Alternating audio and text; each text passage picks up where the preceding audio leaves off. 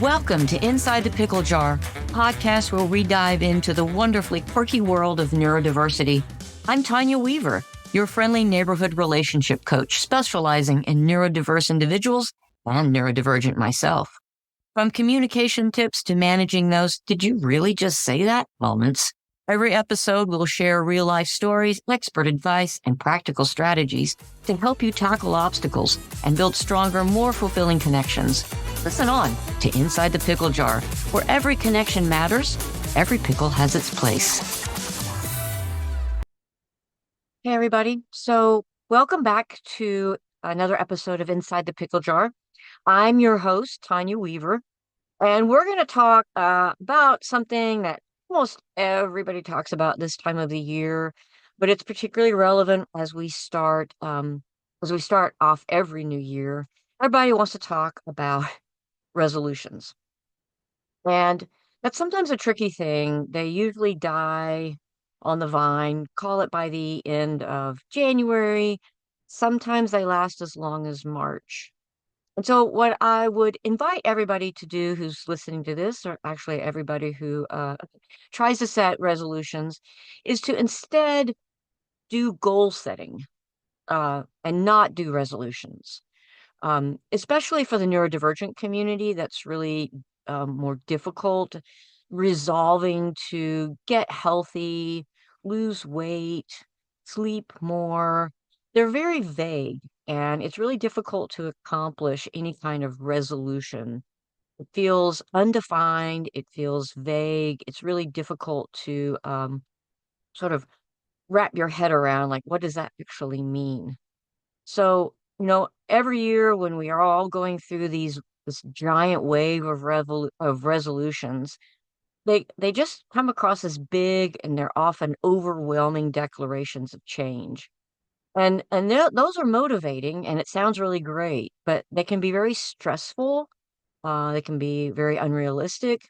And I'd like to really explore why, if we can set achievable goals, it might be a better alternative on how to go about it. So let's talk a little bit more about why resolutions are a bit problematic. Resolutions often come with an all or nothing mindset. They're a little broad. As I said before, they're a little vague and just frankly daunting. So when we fail to meet these really high expectations, it leads to feelings of failure and frustration. And whether you're neurodivergent or neurotypical, it just lands wrong. But especially for the neurodivergent, it's particularly disheartening. So there's a lot of benefits of goal setting versus doing resolutions. If you focus on that, you will get some specificity around what you're trying to accomplish. Goals are much more specific than resolutions, and they provide a very clear distinction and a very clear direction and a roadmap to follow. And then there's measurability surrounding these. Goals can be broken down into measurable steps, and that makes the progress easier to track. And what you don't track and what you don't measure, you don't succeed at, in my personal opinion. I do quite a bit. I've just been getting into weightlifting, but even before I was in weightlifting, I was running ultra distances, and I had a plan, and I kept track, and I knew exactly where I stood. The other thing, oddly enough, even though you have a plan, is there's more flexibility. Goals can be adjusted where needed, and that allows for a more adaptable approach. Things come up, emergencies happen, family crises happen, work comes and gets in the way. And goals are also more achievable. They're set at a realistic level, and that makes them more attainable and less overwhelming. So many people have heard the term SMART goals, but not everybody has. So I'm going to reiterate for you what SMART goals are. If you use the SMART criteria, which I do internally anyway, because I'm doing this for a very long time, I've accomplished a lot of really big things in my life, and as a result, like, it's just sort of an innate thing for me. But I'm going to explain it to everyone who might not know what SMART goals are. It stands for specific, measurable, achievable, relevant, and time bound. So Specific means you're defining the goal very clearly. What is it you want to achieve? Measurable is determining how you're going to measure your progress. How will you know when you've reached your goal? And then there's achievable. You have to really ensure that your goal is realistic. Do you have the resources that you need and the skills to achieve it? If you don't, that's solvable, but you're identifying it early. And then, is it a relevant goal? Make sure that the goal that you're choosing is meaningful and align with your values and long-term objectives. And then time bound. Set a deadline for your goal and when do you want to achieve it? So, for example, we're going to have a made up listener or a client. I have a made up client, and we'll call our client Alex. And Alex wants to improve their physical fitness for the new year. So, here's how Alex can set a SMART goal and then follow the steps that we talked about. So, for example, Alex wants to improve their physical fitness. They can set a specific goal of just, I want to run a 5K race in 3 months. And that will not only allow them or help them think more about improving their physical fitness, but it's a real goal. It's measurable because we can measure the progress. So you've set a specific goal of a 5K in 3 months. And then it's measurable because you can track your running distance and the time with a running app or a journal. You can just like write it down on a piece of paper that you have stuck up on the refrigerator. And then you can set incremental goals like running 1 mile in the first week, 2 miles by the fourth week, and so on. There's also apps like in this specific example, you can use Couch to 5K and it will help you build your base miles and help Alex get to where they need to be. And then you can make it decide whether or not it's achievable. And when you are assessing feasibility, Alex is going to, maybe let's say Alex can currently run a half a mile without stopping. And Alex also has access to running shoes, a nearby park, and can commit to running 3 times a week, which is, that doesn't sound bad, right? If this is specifically maybe your new goal and this sounds like something that you want to do, how can you also find a place to run? What is your current fitness level, and how can you get the shoes that you need? So that's the specific S, that's the measurable M, and that is the achievable A. R is relevant. So why is this goal important to Alex? Well, running a 5K will align with Alex's desire to improve their overall health and well-being. And it supports their long-term goal of adopting a healthier lifestyle. So that's how it's relevant to Alex. And then the T for SMART is time bound. So Alex has set a deadline, and the goal is to run a 5K within 3 months, and that gives them a very clear deadline. So you've gotten this whole SMART goal thing set up. What next? Well, then you need to break down the goals. Once you have your SMART goal, you can break them down into smaller, more manageable steps. And this is really important for neurodivergent individuals, but it's also very helpful for neurotypical. It can make the process less overwhelming and more manageable. So, first you need to create a plan and you want to outline the steps you need to take to that you need to take to achieve your goal. And if you write them down, you can keep them someplace visible. Again, pick the refrigerator or a corkboard, or maybe you have a journal. And then you can set milestones. Establishing those checkpoints along the way helps you celebrate these really small victories, but they're big in getting you into developing new habits and achieving your goal. And that also helps you maintain motivation. And something that's really important is to stay flexible. You need to be prepared to adjust your plan as needed. And that's important, why it's important to write down the plan. Life is very unpredictable, and it's okay to make small changes. You can see where maybe you left off or you had to skip a week, and then you maybe the next week you repeat some of the previous week's plans or goals to get caught up. So in Alex's case, Alex might create a plan that says week 1 through 4, let's build endurance by running and walking for 20 to 30 minutes 3 times a week. So then week 5 through 8, increase the running time and distance, aiming to run 2 to 3 miles continuously. And then week 9 through 12, focus on running the full 5K distance while gradually reducing the walking intervals. So, what would the milestones be like for Alex? Well, the milestones might be by the end of week 4, because remember we had the week 1 to 4 week plan. By the end of week 1, Alex can run 1 week without stopping. That might be the milestone, the first milestone. Then the second milestone, by the end of week 8, Alex can run 2 miles without stopping.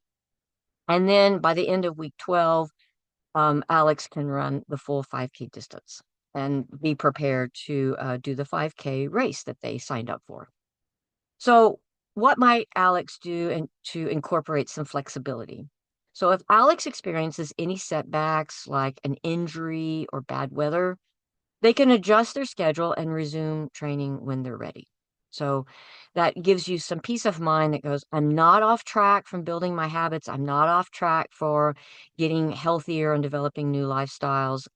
I just have a slight hiccup, a bump in the road, and then I'm going to get right back where I was. So the next part of this is to build habits. Another key to achieving your goals is building these habits that we've been talking about. Habits are those small actions that, when repeated regularly, become part of your routine. And so here are some tips for building some habits. First, start small. That's really super important. It's those tiny baby micro steps that you take that if you take them on a regular basis, before you know it, you've gone miles farther than you thought you would have. So begin with the easy to achieve actions, and then gradually increase the difficulty as the habit becomes ingrained. For me right now, I'm trying to work on my strength.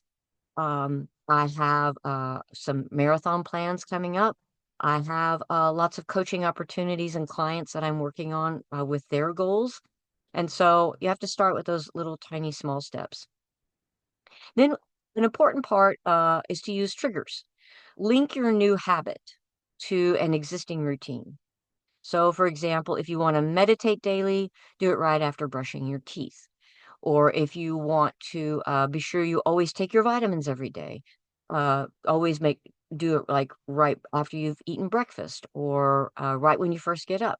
Tie it to something that you already do on a regular basis and use that trigger to remind you. You can also set alarms on your phone. I do that quite a bit as well. Then reward yourself. Celebrate your progress and reward yourself for sticking to your habits. This is positive reinforcement that can help cement the habit.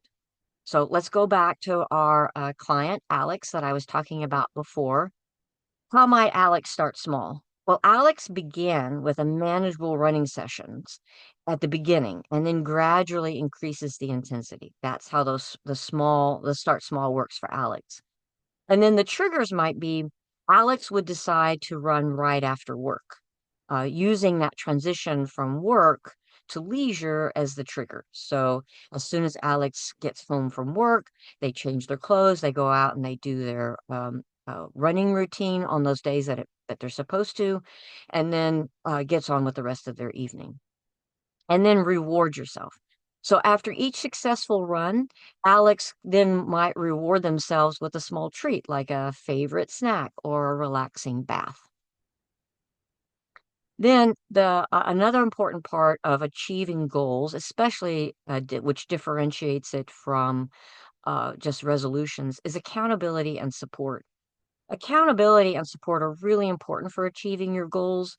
If you share your goals with a friend, a family member, or a support group, then you have someone that you can check in with and will help provide motivation and encouragement. Find a buddy or a partner that's someone who has similar goals as you. You can support and motivate each other that way. Join a group. Look for online or local groups with people who share your interests and your goals as well.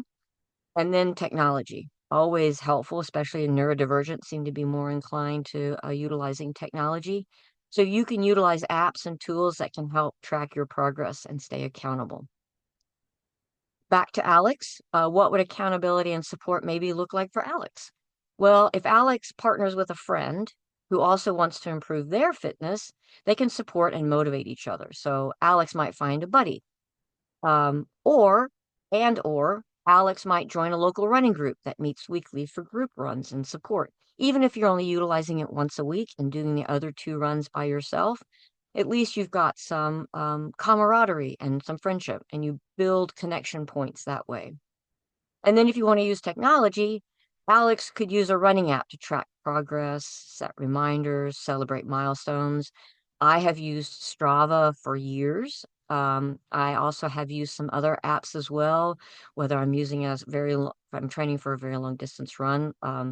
Training Peaks is something that I've used in the past when I was training for Moab 240. And that helped me like stay on track. And I was really like, was I meeting all of the necessary run plan that I needed to?